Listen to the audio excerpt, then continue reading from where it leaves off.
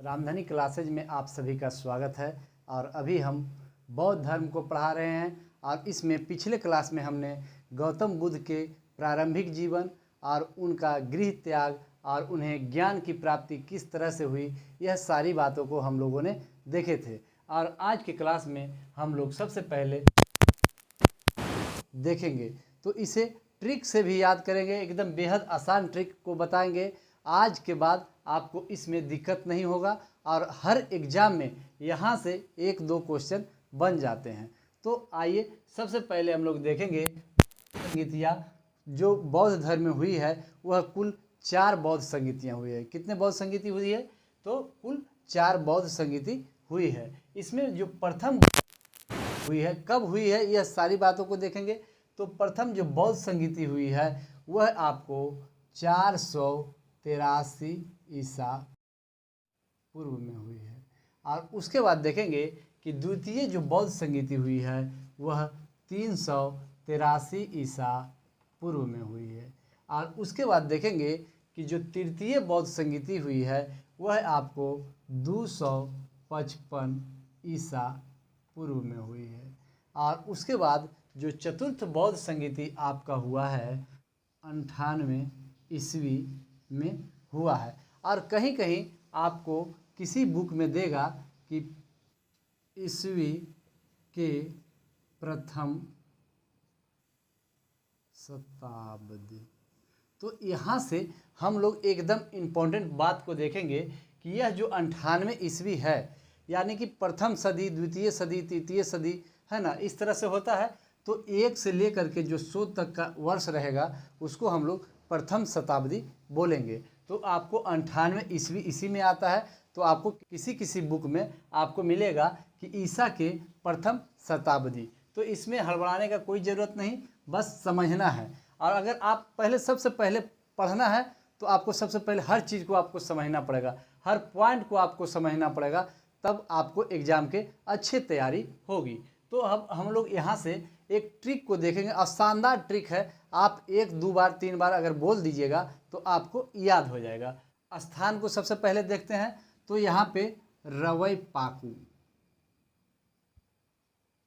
यहाँ पे लिख दिए रवै पाकू, इसको बात को ध्यान देना है। तो जैसे ही रा आपको फर्स्ट में क्या आता है, रा, तो यहीं से हम लिख देंगे कि प्रथम बौद्ध संगीति, द्वितीय, तृतीय, चतुर्थ, है ना। तो यहाँ से अब हम लोग देखेंगे कि प्रथम जो हुआ राजगिरह, कहाँ हुआ? राजगिरह। तो यहाँ से एकदम इम्पोर्टेंट बात को हम लोग याद रखेंगे कि रा है पहले तो राजगिरह, उसके बाद वाह है तो यहाँ पे हम लिख देंगे वैशाली। बस याद भी करवा देंगे, एकदम याद करने में कोई दिक्कत नहीं होगा। फिर प है तो पाटलिपुत्र। और उसके बाद हम लोग देखेंगे कि कु है तो कुंडलवन, कुंडलवन। यह कहीं कहीं आपको कुंडल ग्राम भी देगा और यह आपको कश्मीर में पड़ता है। तो यह सारी बातों को एकदम आसान से देखेंगे। और उसके बाद हम लोग आगे पढ़ेंगे कि यही चतुर्थ जब बौद्ध संगीति हुआ तो इसी के बाद बौद्ध धर्म जो है 2 संप्रदायों में बट गया, और एक हो गया हीनयान और एक हो गया महायान। तो इसके बारे में हम लोग आगे देखेंगे। अभी हम लोग इसके शासनकाल अब देख लेते हैं। तो शासनकाल जैसे ही बोले तो आप एक ट्रिक याद रखिएगा कि अका अक, यह आपका ट्रिक हो गया। तो आ से आपको अजात शत्रु, अजात शत्रु याद रखना है। और उसके बाद का आ गया तो काला शोक, काला शोक। और उसके बाद फिर आ गया तो यहाँ पर आपको याद रखना है अशोक। और उसके बाद यहाँ पर फिर का आ गया तो इसके याद रखना है कनिष्क। तो यहाँ से हम चारों जिसके शासनकाल में हुआ वह चारों को याद कर लिए। तो प्रथम जो बौद्ध संगीति हुआ वह अजात शत्रु के शासनकाल में हुआ, दूसरा काला शोक के शासनकाल में हुआ, तीसरा अशोक के शासनकाल में हुआ, और चतुर्थ जो बौद्ध संगीति हुआ वह आपको कनिष्क के शासनकाल में कश्मीर में हुआ था। और यहाँ पे अब हम लोग देखेंगे कि किसकी अध्यक्षता में हुई। तो यहाँ पर फिर हम एक ट्रिक लिखते हैं, मस मोग, मस मोह। जैसे ही माँ कहे तो आपको याद रखना है महाकश्यप, महाकश्यप। और उसके बाद देखेंगे माँ से क्या हो गया, महाकश्यप, और सा से सावाकामी, सावाकामी। और उसके बाद अब हम लोग देखेंगे कि मो से मोगलीपुतिसस,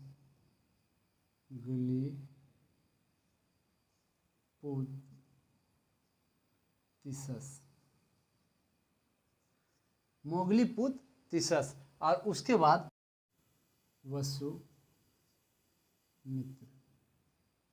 वसुमित्र।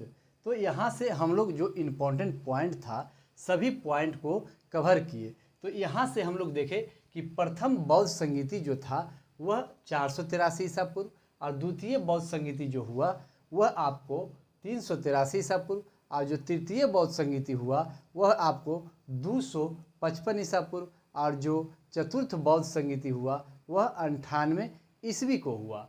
और उसके बाद देखें कि यह रवै पाकू, एकदम याद रखना है, रवै पाकू, रा से राजगिरा, और उसके बाद वै से वैशाली, और उसके बाद पा से पाटलिपुत्र, और कु से कुंडलवन कश्मीर। और उसके बाद देखें कि किसके शासन काल में हुआ। तो अका अक के शासन काल में, ये हमको ट्रिक याद रखना है। तो प्रथम बौद्ध संगीति जो हुआ वह आपको किसके, अजातशत्रु के शासन काल में, फिर का से कालाशोक के शासन काल में, और उसके बाद फिर अ से अशोक के शासन काल में, और चौथा जो हुआ वह आपको कनिष्क के शासन काल में हुआ। तो अब यहाँ से हम लोग अध्यक्षता को देखें कि मसमोव की अध्यक्षता में हुआ। तो माँ से महाकश्यप, और उसके बाद सा से सावाकामी, और मो से मोगलीपुतिसस, और उसके बाद वा से वासुमित्र, और इसी को अश्वघोष भी कहा जाता है। तो यहाँ से जो इम्पोर्टेंट पॉइंट था यह सभी पॉइंट को हम लोगों ने कवर किए। अब यहाँ से हम लोग देखेंगे जो एक इम्पोर्टेंट टॉपिक शुरू होता है कि जब चतुर्थ बौद्ध संगीति यह कुंडलवन कश्मीर में हुआ था, उसके बाद बौद्ध संप्रदाय जो है वह दो भागों में विभक्त हो गया। और यह जो दो भाग हुआ, पहला हीनयान और दूसरा जो है महायान। तो इसका जो इम्पोर्टेंट पॉइंट है, दोनों को समझेंगे कि हीनयान क्या है और महायान क्या है। और जब इसको समझ लीजिएगा तो आपको बौद्ध धर्म में कहीं कोई दिक्कत, पढ़ने में कोई परेशानी नहीं होगी। तो आगे चलते हैं। अब हम लोग हीनयान और महायान को देखते हैं। हीनयान और महायान में क्या अंतर है इसको देखेंगे। तो यहाँ से देखेंगे कि हीनयान किसको कहते हैं। तो गौतम बुद्ध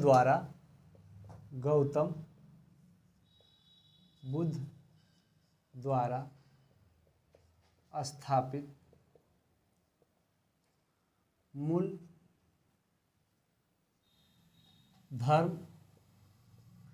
धर्म को क्या कहते हैं, हीनयान कहते हैं।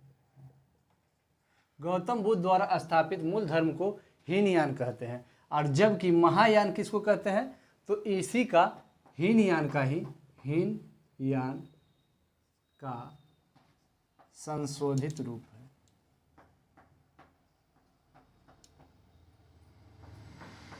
इसी का संशोधित रूप क्या है, महायान है। उसके बाद हम लोग देखेंगे कि यह जो हीनयान है गौतम बुद्ध के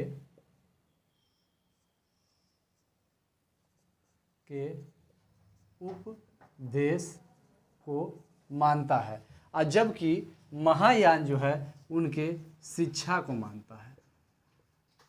यहाँ से जो इम्पोर्टेंट पॉइंट है वह सभी को हम लोग समझेंगे। उसके बाद हम लोग ध्यान देंगे इसमें हीनयान में गौतम बुद्ध को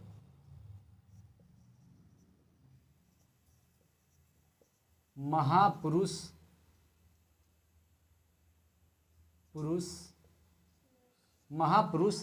के रूप में मानता है,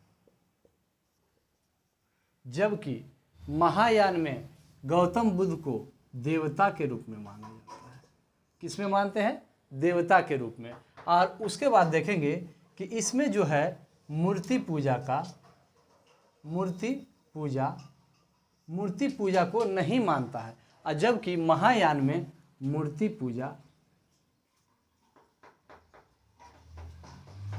पूजा किया जाता है। उसके बाद हम लोग देखेंगे कि जो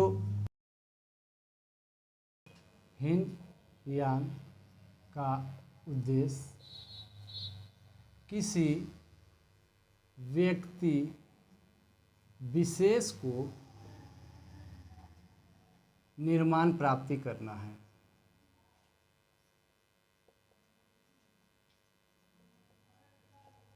जबकि महायान में पूरे विश्व के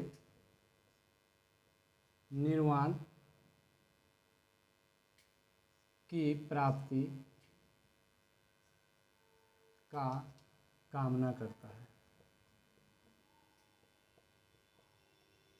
तो यहाँ से जो इम्पोर्टेंट पॉइंट था हीनयान और महायान में अंतर को हम लोग देखे कि जब चतुर्थ बौद्ध संगीति हुआ था कुंडलवन कश्मीर में, उसके बाद जो बौद्ध धर्म है वह दो शाखाओं में बट गया था, जिसमें एक हीनयान हुआ और एक महायान हुआ। तो इसमें हम लोग देखें कि गौतम बुद्ध द्वारा स्थापित मूल जो धर्म था वह हीनयान था, और उसके बाद हम लोग देखें कि इसी का जो संशोधित रूप है वह महायान है। उसके बाद हम लोग देखें कि गौतम बुद्ध के यह जो हीनयान है वह उपदेश को मानता है, जबकि महायान जो है उनकी शिक्षाओं को मानता है। और उसके बाद देखें कि गौतम बुद्ध को हीनयान में महापुरुष के रूप में माना जाता है, जबकि महायान में उन्हें देवता के रूप में माना जाता है। उसके बाद हम लोग देखे थे पिछले क्लास में कि गौतम बुद्ध जो थे वह खुद ही मूर्ति पूजा का विरोधी थे, लेकिन बाद में उन्हीं का मूर्ति पूजा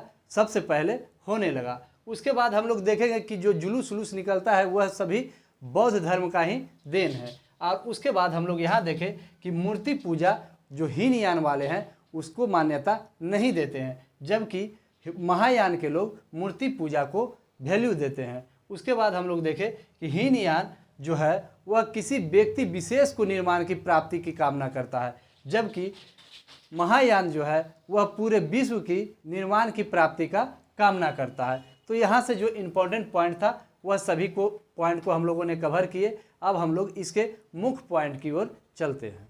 अब यहाँ से जो इम्पोर्टेंट पॉइंट है वह सभी पॉइंट को हम लोग देखेंगे। तो यहाँ से सबसे पहले देखेंगे कि बुद्ध की प्रथम मूर्ति जो मिला है, बुद्ध की प्रथम मूर्ति, बुद्ध की जो प्रथम मूर्ति मिला है वह मथुरा शैली से मिला है, मथुरा शैली। और उसके बाद देखेंगे कि जो बुद्ध की सर्वाधिक मूर्ति मिला है, बुद्ध की सर्वाधिक मूर्ति वह कहाँ से मिला है, तो गांधार शैली में मिला है। और उसके बाद देखेंगे कि भारत में उपासना की जाने वाली प्रथम मूर्ति, उपासना की जाने वाली जो प्रथम मूर्ति हुई वह बुद्ध की मूर्ति हुई, बुद्ध। और उसके बाद हम लोग देखेंगे कि जो जुलूस निकाला जाता है, जुलूस निकालने की जो परंपरा हुई वह बौद्ध धर्म से है, बौद्ध धर्म। और उसके बाद हम लोग देखेंगे कि जो इसमें इम्पोर्टेंट पॉइंट है, भारत में सबसे बड़ा बौद्ध मठ कहाँ है, तो सिक्किम। भारत में सबसे बड़ा बौद्ध मठ कहाँ है, सिक्किम में। और एक हम लोग देखेंगे इसमें इम्पोर्टेंट पॉइंट कि बुद्ध की खड़ी प्रतिमा, बुद्ध की जो खड़ी प्रतिमा मिला है वह कहाँ से मिला है, तो कुषाण काल से।